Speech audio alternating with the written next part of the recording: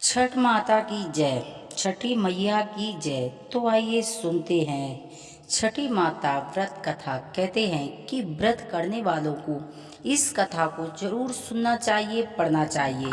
कहते हैं कि कोई भी व्रत हो, बिना कथा के वो व्रत अधूरा माना जाता है। तो आइए सुनते हैं कि हिंदू धर्म में छठ पूजा का विशेष महत्व है।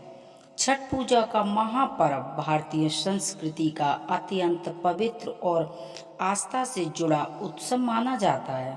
इस पर्व में सूर्य देव और छठ मैया की पूजा का विशेष विधान है। 4 दिनों तक चलने वाले इस अनुष्ठान की शुरुआत इस साल आज यानी कि 25 अक्टूबर 2025 को नहाय खाए से हो रही है और इसका समापन 28 अक्टूबर को उदयातिथि सूर्य को अर्घ अर्पित करने के साथ ही होगा।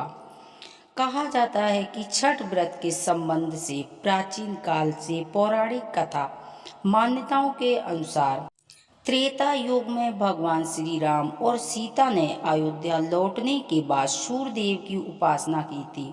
वही द्वापर में युग में कर्ण और द्रौपदी ने भी सूर्य देवता की आराधना की थी। इसके अलावा राजा प्रेवंद द्वारा की गई पूजा से छठ का महापर्व आरंभ हुआ। ऐसे में यहाँ जाने की संपूर्ण पौराणिक कथा। छठ पूजा की शुरुआत नहाय खाए से होती है, जिसमें व्रती स्नान कर पवित्र होकर भोजन करते हैं और अगले दिन वे व्रत की तैयारी करते हैं। दूसरे दिन यानी कि 26 अक्टूबर को खरना मनाया जाएगा। इस दिन व्रती पूरे दिन उपवास रखकर शाम को खीर और रोटी का प्रसाद ग्रहण करते हैं। इसके बाद वे निर्जला उपवास रखते हैं, यानी कोई कुछ भी अन्न जल ग्रहण नहीं करते हैं। तीसरे दिन 27 अक्टूबर को शाम अर्घ दिया जाता है, जब व्रती नदी, तालाब, घाट पर सूर्य अस्त के समय अचमानी सूर्य को अर्घ अर्पित करते हैं। अगले दिन 28 अक्टूबर को उगते हुए सूर्य को अर्घ देकर व्रत का समापन किया जाता है।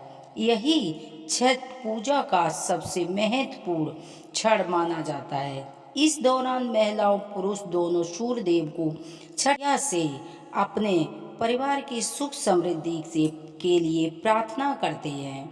छठ पूजा की एक पौराणिक कथा है कि राजा प्रेवंद और रानी मलिनी ने संबंधित है। कहा जाता है कि राजा प्रियव्रत के कोई भी संतान नहीं थी, जिससे वह बहुत दुखी थे।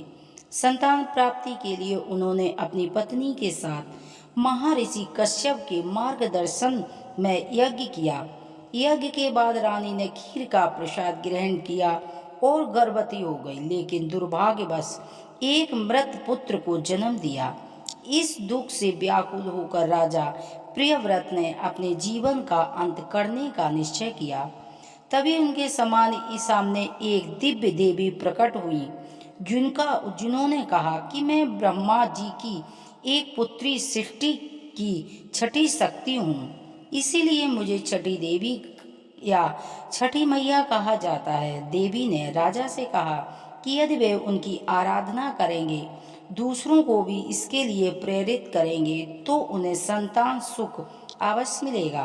राजा प्रियव्रत ने कार्तिक माह की शुक्ल पक्ष की छठी तिथि को देवी छठी की विधिवत पूजा की और परिणाम स्वरूप उन्हें एक पुत्र की प्राप्ति हुई।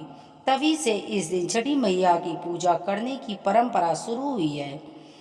दूसरी कथा में पौराणिक मान्यताओं के अनुसार त्रेता युग में भगवान श्री राम के अयोध्या लौटने पर छठ व्रत की शुरुआत हुई थी। लंकापति रावण का वध करने के बाद श्री राम को ब्रह्म हत्या का पाप लगा।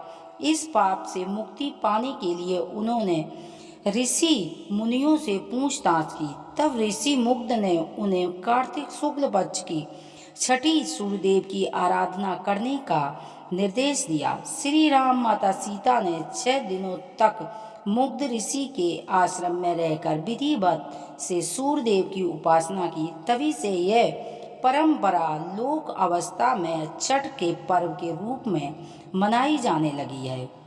द्वापर युग में भी छठ व्रत का विशेष महत्व रहा है। मान्यता है कि जब पांडव कठिन समय से गुजर रहे थे, तब द्रौपदी ने 6 का व्रत रखकर सूर्यदेव से अपने परिवार के कल्याण की प्रार्थना की और उनकी भक्ति श्रद्धा से प्रसन्न होकर सूर्यदेव ने पांडवों की शक्ति और समृद्धि का आशीर्वाद दिया। दूसरी ओर दानवीर कर्ण को भी सूर्य उपासना का प्रथम साधन माना जाता है। वह प्रतिदिन प्रातःकाल नदी में स्नान कर सूर्यदेव को अर्घ्य अर्पित करते हैं। उनकी इस दिनचर्या से ही सूर्य की पूजा का परंपरा और स्थापित हुई है। आज भी छठ पर्व के रूप में श्रद्धा से निभाई जाती है। तो ये छठ व्रत बहुत ही महत्वपूर्ण है, बहुत ही सौभाग्य देने वाला है। सूर्यदेव को अर्घ्य देने से सभी मनोरथ पूरे होते हैं, सभी कष्टों से मनुष्य मुक्त हो जाता है, निरोगी काया सुख समृद्धि इससे प्राप्त होती है।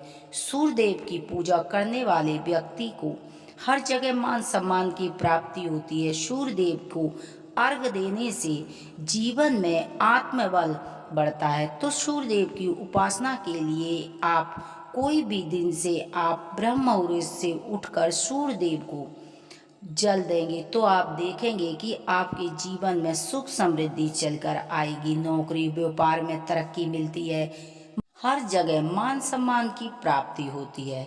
तो ये छठ माता की व्रत कथा, छठ माता की व्रत कथा को व्रती को जरूर सुनना चाहिए, पढ़ना चाहिए। कहते हैं कि जो इस व्रत कथा को सुनता है उसके सभी मनोरथ पूरे होते हैं, श्री राम जी की कृपा प्राप्त होती है। ये युगों से व्रत की परंपरा है। तो इस कथा को अवश्य सुने और पढ़ें, सुनाना चाहिए। यदि हमारी कथा कहानियाँ आपको पसंद आती तो प्लीज़ चैनल को सब्सक्राइब करें और वीडियो को लाइक करें। कमेंट में छठी मैया की जय हो अवश्य लिखें।